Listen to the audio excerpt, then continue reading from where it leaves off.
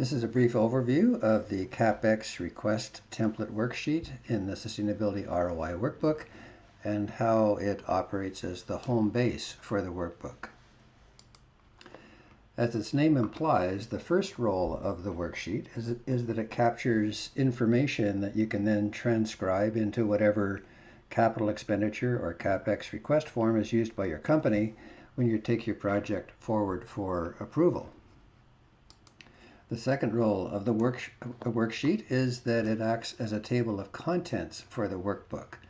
So it contains the elements that are the basic elements of the business case, the purpose fulfillment part, the opportunity capture or the potential opportunities for the project, and the potential risks that can be avoided if the project is done.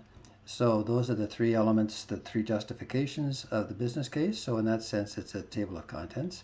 But it also, at a more granular level, when it talks about revenue growth, that's going to be covered off in the tab which is for revenue, expenses for expenses, asset value and market value as well. So this acts as almost another index to the tabs in the workbook.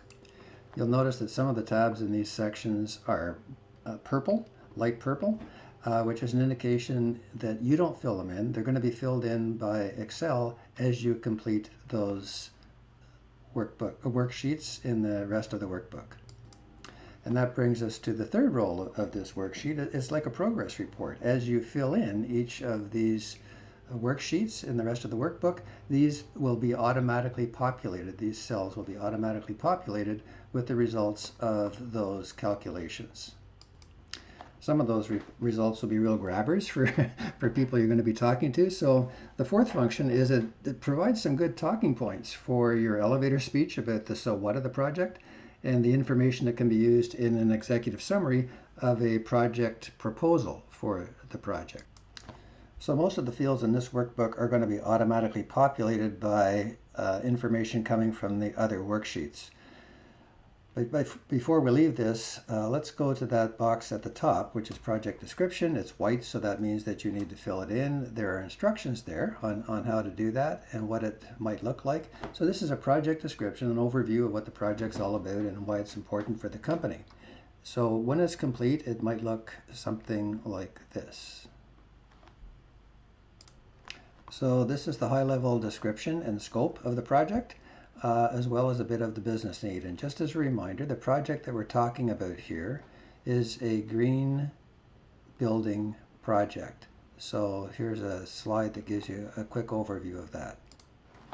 So it's not building a new building, it's a retrofit of an existing building, the existing company headquarters, to have it conform with a LEED gold standard for existing buildings. So that's what the project is. There were going to be some retrofits done to it anyway, but this is the additional information or additional effort that's going to be required to make it a LEED standard building. So that's what this description is all about. When you put it in, you may need to adjust the size of the box to be able to accommodate the text.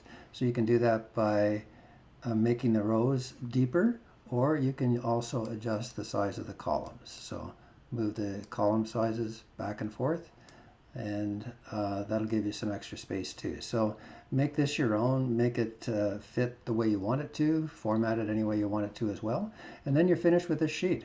You've done the project description, and the rest of these light purple boxes will be completed as other worksheets in the workbook are completed. So that's a quick overview of the CAPEX Request Template. Next, we'll take a look at the other worksheets that will be used to do some calculations, and their results will be automatically populated into the CAPEX Request Template, our home base for the workbook.